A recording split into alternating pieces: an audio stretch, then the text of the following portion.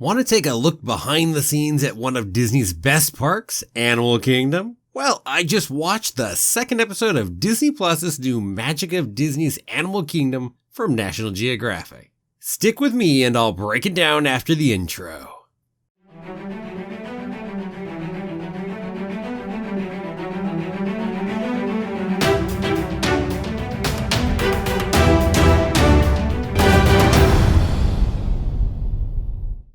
Well, hello there. My name's Jeremy and welcome back to Freeform Disney, where I talk about all aspects of Disney, from the animated movies to the theme parks to Star Wars, Marvel, and Pixar, and the TV shows, and everything else in between.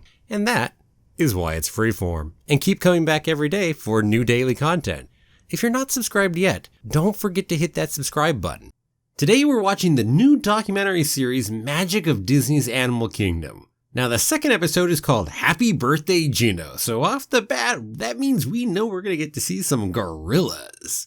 So here's what went down. Like the first episode, we focus on 4 different areas of Animal Kingdom and/or EPCOT in this case. First off, we've got the gorillas. Now, these are Western Lowland gorillas, and Gino is our silverback over there, and it is Gino's 39th birthday at one point in this episode. So we get to see this really fun-looking cake with sweet potato frosting, fruit and flowers on top of it. On top of some good greens, of course. And then we quickly get introduced to Gino's 4 kids, Corey, Lily, Kashada, and her daughter Grace, and Flint. And they're tons of fun as well, and well, we get some fun wanting of that cake from people other than just Gino, of course. And Gino takes a bit, but eventually shares it with the rest. But there are certainly fun antics involved in there too. Like Lily trying to take the whole thing at one point with that cardboard platter. And pretty much just gets the cardboard platter. Well, you gotta try. And the person we heard from the most here in this section was Rachel, who was the animal manager who has actually worked with Gino for over 20 years since he was a teenager. And she would talk about how much whatever is happening to Gino would really affect her. Which, I mean, no kidding. When you've known him for over 20 years, that's a bond right there. And then, as always, we get to see a whole bunch of animal keepers. These were Courtney, Aaron, Erica, and Susan. And that's one of the things about this show that really went through well, is getting to know all these different cast members and getting to see their connections.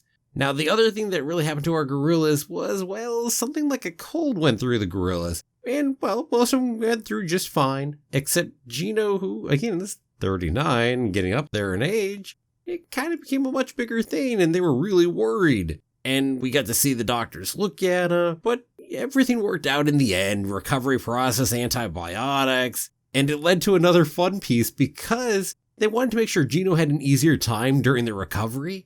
And, well, being the silverback gorilla there means he gets to make sure to keep the other young gorillas in line. So we gotta keep them distracted a little bit. So a whole bunch of white blankets were shoved out throughout the area. And it was just fun to watch them play around with those. So it was fun to get to see that. Next up, we have Kinsey the lion. Now, really, there are 3 lions, and they tend to live for a good 25 years or so. We started in with Dakari, actually, who is the male lion of the bunch, with all the big morning roars to go mark the territory, and too much fun. But then we quickly switched over to sisters Kamari and Kinsey. The 3 siblings all having a good time. Except, well, we find out that Kinsey has a small lump behind the right elbow, and this became a big issue that we spent a good bit of time on this episode, especially in transportation. Just because we got to see just how tricky that can be for transporting a lion, a 300-pound lion.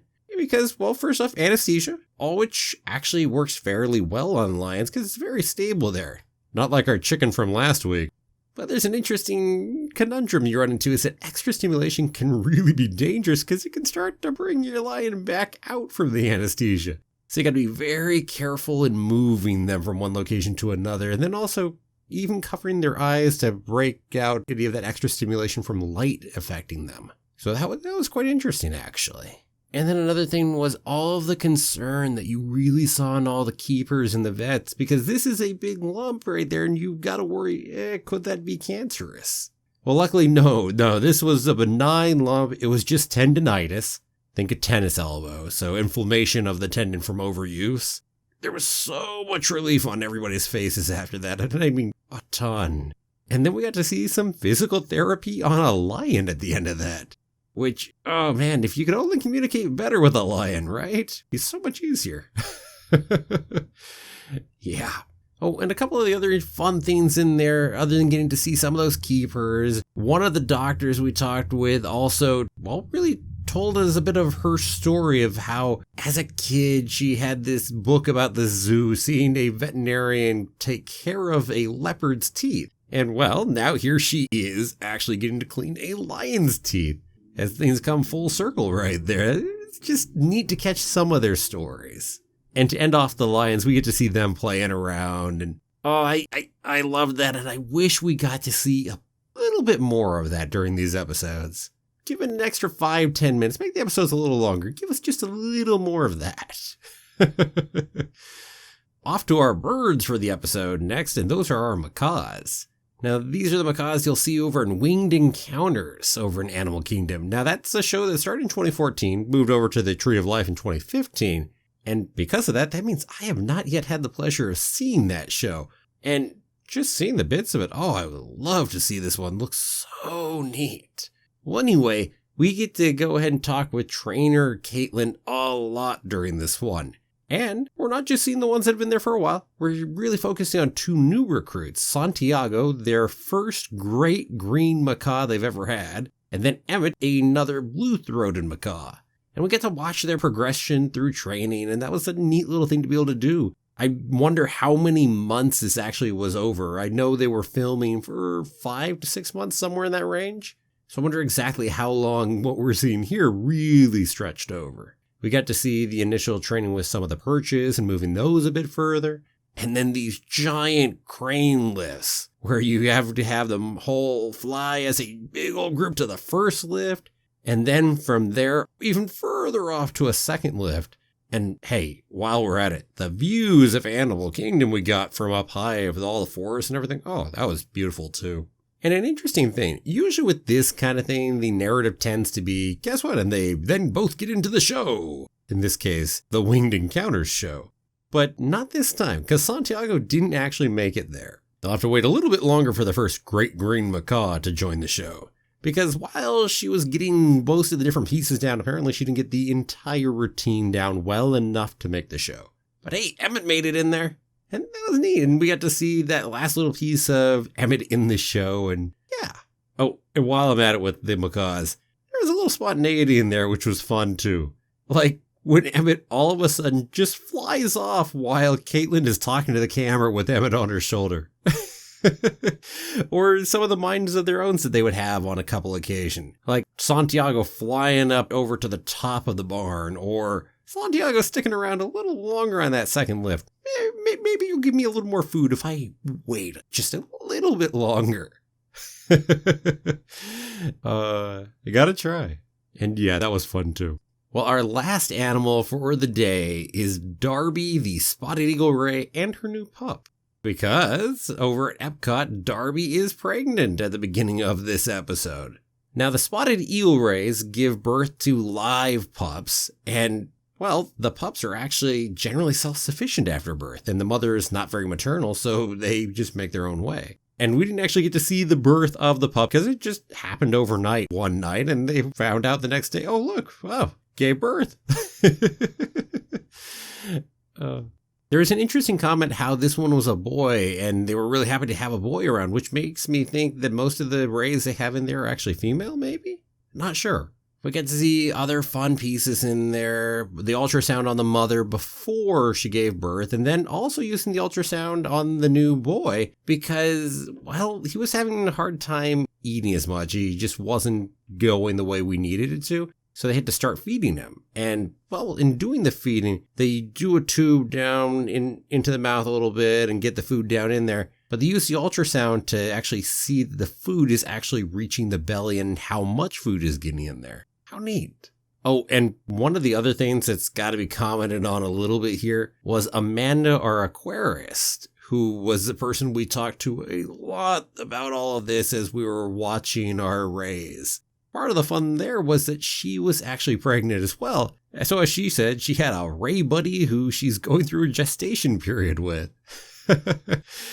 And, well, that's also how we ended the episode. So the very last piece of the episode was actually seeing Amanda and her newborn baby Troy, who apparently she gave birth to shortly after the end of what we were seeing before. So that's cool.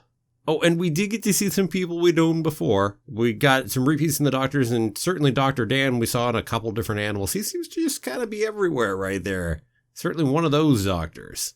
Now, this episode for me worked better than the first episode, although I've got to tell you that the writing for the narration and the direction given on that still continues to be the weak point of the show for me. And to be honest, I find myself cringing sometimes when listening to it. It's like, oh, ow. But there's plenty of good things in here, though, too. It's neat to see the animals, and I always wish we got to see a little bit more.